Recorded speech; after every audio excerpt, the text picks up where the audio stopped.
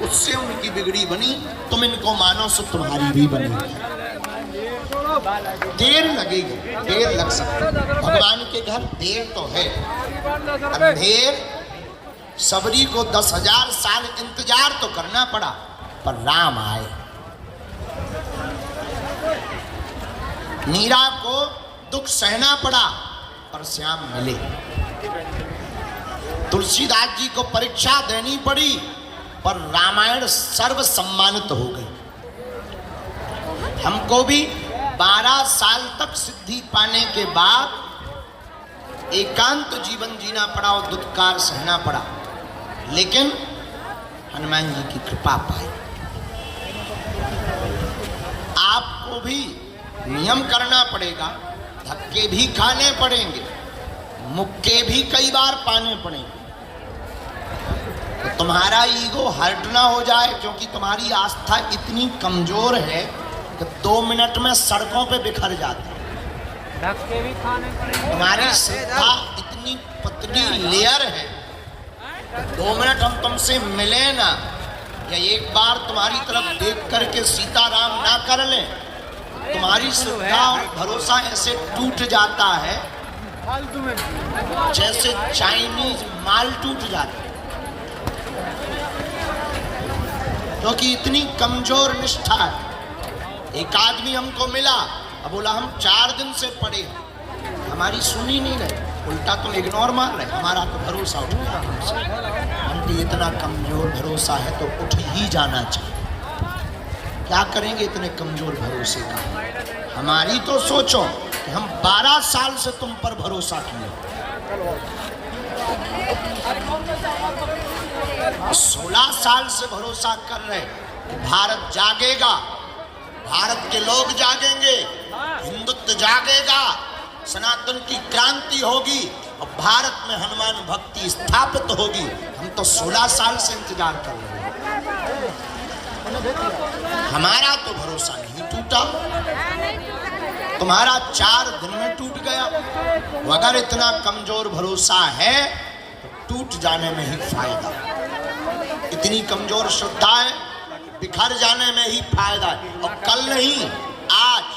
लेकिन जिसकी श्रद्धा हिमालय की तरह अडग होगी, जिसकी निष्ठा पर्वत की तरह टिकी होगी, वहां परमात्मा को भी कृपा करना पड़ेगा और सिद्धियों को भी चमत्कार करना पड़ेगा। इसलिए हम बहुत गंभीरता और विनम्रता के साथ आपको सावधान कर रहे हैं। ईश्वर को पाना कठिन नहीं है, ईश्वर को पाने के लिए प्रयत्न करना कोई कठिन नहीं है, ईश्वर का हो जाना बहुत कठिन है। दूसरी बात, किसी गांव में एक आदमी बरसात के समय छाता लेने को गया। उसकी पत्नी ने कहा कि छाता लेने तो जा रहे हो, मार्केट में ठगने वाले बहुत रहे, प्लीज कृपा करके आधे रेट पर छाता लेकर के आना।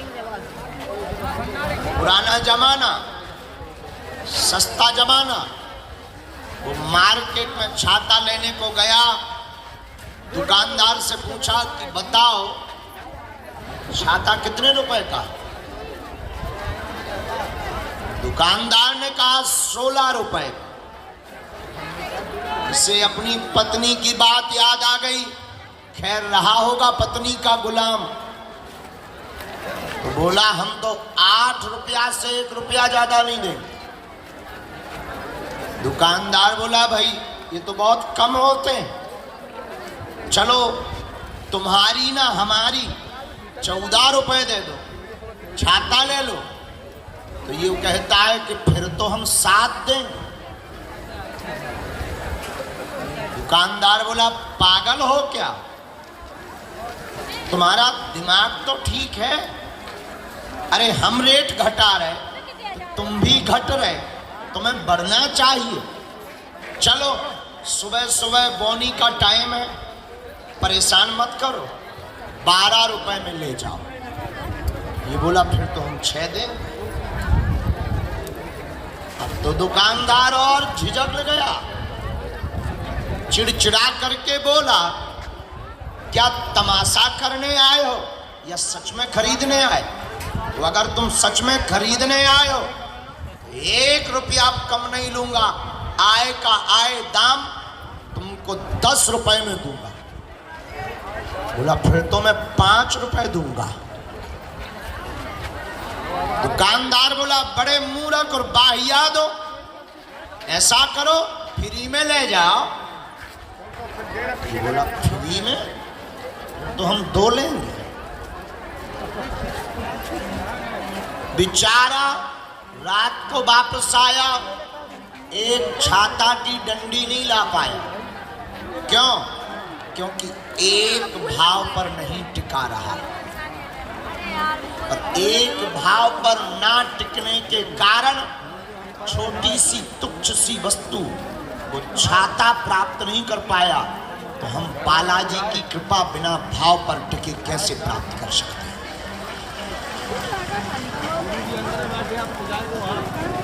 हम बालाजी की सिद्धियों की कृपा कैसे बिना भाव पर टिके कर सकते हैं? इसलिए बहुत ही ईमानदारी के साथ हम तुम्हें आज शनिवार की पेशी में जगाते हुए कह रहे हैं, बेहोशी में नहीं, होश में सुनना। पर्चा, चमत्कार, सिद्धि, मन की बात बताना, तुम्हारे बारे में बताना, ये हमारे लिए खेल है। हम तुम्हें सिर्फ जगाने आए हैं और हनुमान जी का बनाने आए हैं। हम तुम्हें पीढ़ी दर पीढ़ी के लिए समाधान देना चाहते, ताकि तुम्हारी आने वाली पीढ़ियां किसी भी दरबारों में ना भटकें। जहां तुम रहो वहीं बागेश्वर धाम रहे और तुम्हें हर समस्या का समाधान मिल जाए। इसलिए पेशी में जो प्रियजन, आत्मीयजन आज आए हैं, पुनः पुनः आप सबको खूब खूब आशीर्वाद। हनुमान जी महाराज आप सबकी अर्जी सुने, पेशी स्वीकार करें। दिव्य साधना और दिव्य सिद्धियां और शक्तियां आपके मनोभाव को पूर्ण करें। थोड़ा धैर्य तुम रखो, थोड़ी मेहनत हम ज़्यादा करेंगे। निश्चित रूप से एक नई क्रांति होगी। तुम्हारे जीवन में उत्साह भी होगा, आनंद भी होगा, ऊर्जा भी होगी, कृपा भी होगी और काम भी सफल होंगे। इसलिए आज शनिवार के दिव्य दरबार में हम बागेश्वर हनुमान जी को प्रणाम करके, सन्यासी बाबा को प्रणाम करके सबको पुनः पुनः खूब खूब आशीर्वाद दे रहे हैं। और आगामी मंगलवार को भी दरबार लगेगा। जैसा कि हमने कहा था कि हम अभी रुकेंगे नहीं, लगातार रहेंगे। और 1 मार्च से 8 मार्च तक महायज्ञ में तो आ रहे हैं ना, सब लोग आ रहे हैं। कौन कौन आ रहा है? हाथ उठाओ जरा। बाकी लोग वेस्ट इंडीज जा रहे हैं क्या? हाथ नीचे कर लो। तो आप लोग सब पधारो। हमारा निमंत्रण अपने घर में, अपने परिवार में, अपनी रिश्तेदारी में, अपने स्नेही जनों को, अपने आत्मीय जनों को, अपने प्रियजनों को आप लोग हमारा निमंत्रण साफ परिवार सहित दे दियो कि गुरुजी ने यज्ञ में बेटियन के विवाह को निमंत्रण भेजो। भलो भूल न जाइयो। और अपने परिवार वालन को भी दे दियो और कन्या विवाह को अपने गांव में भी दे दियो। कह दियो 108 कुंडी यज्ञ हो रही, यज्ञ की परिक्रमा लगावे या उन्हें। कह दियो 152-53 बिटियन की बारातें आ रही, वो मैं भी आऊँ। कह दियो दोनों टाइम भंडारो भी है, लुचई खावे भी आऊँ, हलवा फोरकवे आऊँ। तो सबको निमंत्रण है, प्रेम पूर्वक रहो। अब वहीं पर आप नाम जप करो। हम पेशी का क्रम प्रारंभ कर देते हैं। दोनों हाथों की मुट्ठी, अर्जी लग गई थी ना, अभी जो बाहर थे ना हाथों, काय को समय लगे, तो हम पेशी प्रारंभ कर देते हैं, पद्धति प्रारंभ कर देते हैं। विभूति आपके पर्चे पर ही पहुंचेगी। इसके बाद में आपका कोई सामग्री पहुंचाना तो यहाँ तक आप सेवादार के द्वारा पहुंचा सकते हो, हमारे पास आ जाएगी। विभूति पर्चा लेकर आपको अगर रुकना है तो बैठ सकते हैं, नहीं रुकना है आप क्रमानुसार पीछे के पीछे से जा सकते हैं ताकि आपको दिक्कत ना हो, चोट ना लगे। अपनी ट्रेन बस पकड़ो, लोचई खाने लोचई खाओ। और चर्चा के लिए जिनकी 21 पेशी हो गई, पिछली बार कुछ टोकन रह गए थे, बाकी हमने दूसरे दिन मिल लिया था। कुछ टोकन, लगभग 8 टोकन ऐसे रह गए थे जिनसे बात नहीं हो पाई थी, उनके पास में टोकन हैं। क्या वो आए हैं? एक तो टोकन मार, हाँ 1 2 3 4। आप लोग बैठे रहना, ठीक है? टोकन तो है, हाँ तो अपने पास रखना, बैठे रहना।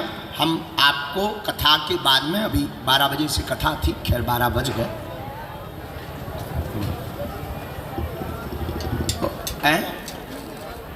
हाँ, एक्सीडेंट वाले मरीज को हम अभी 2 मिनट में बुलवा लेते हैं। अब इसके बाद में पर्चा कहाँ है तुम्हारा? नहीं बनो, अब वो दरबार में कल लगना है, या 2 या 3 मार्च को दरबार लगना है, बनवा लेंगे, ठीक है? खुश रहो। इसके साथ ही पेशी का दरबार प्रारंभ। दोनों हाथ उठा के बोलो बागेश्वर धाम की, सन्यासी बाबा की। अच्छा जो बताओ उपाय कैसो है? बढ़िया है ना? खुश हो? जाओ, सबकी जय जय हो जावे।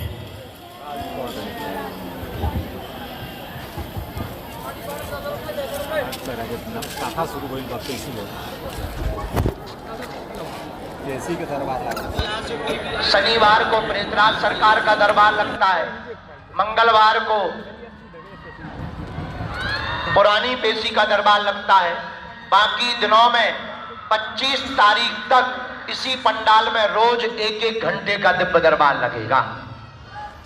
तो आप लोग जो भी अर्जी लेकर आए हो, प्रश्न लेकर आए हो, समस्या लेकर आए हो, बागेश्वर बालाजी की ऐसी कृपा है, पर्चा भले ही ना बने, आपने अगर सामूहिक अर्जी लगा दी, लहसुन प्याज मांस मदिरा बंद कर लिए, बिना पर्चा बने ही अर्जी स्वीकार हो जाएगी और बालाजी की कृपा हो जाएगी और काम सफल हो जाएंगे।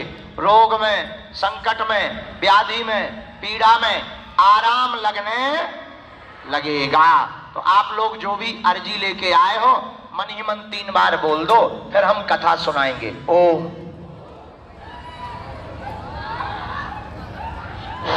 ओम ओम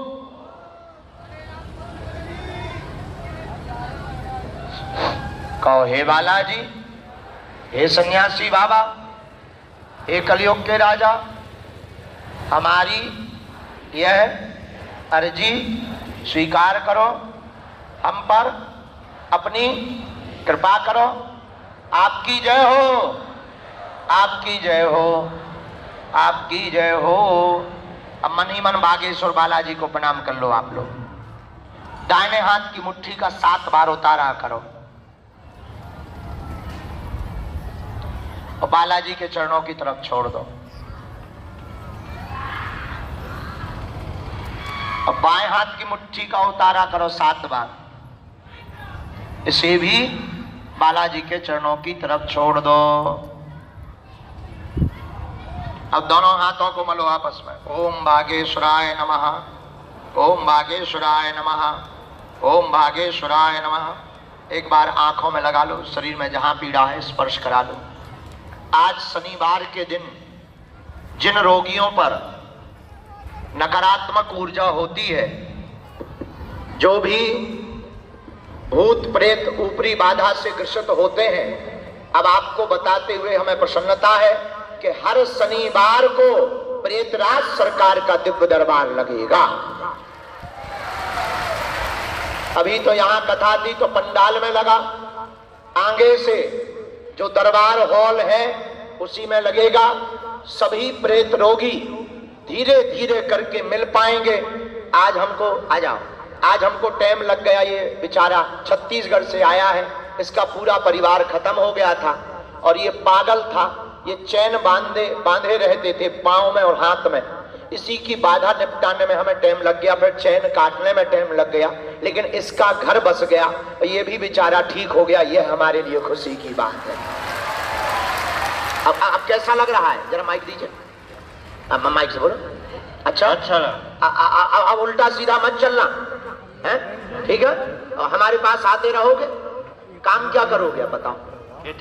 खेती बाड़ी करोगे। अरे वाह, पहले कैसा था? पागल था? माइक दो इनको। हाँ ठीक है, अब तो ठीक है, पहले कैसा था? लड़क बड़क आते सीधी सीधी घुमाती थी। हे भगवान, तो चैन क्यों बांधी थी? पाँव में भी बांधी थी? पाँव में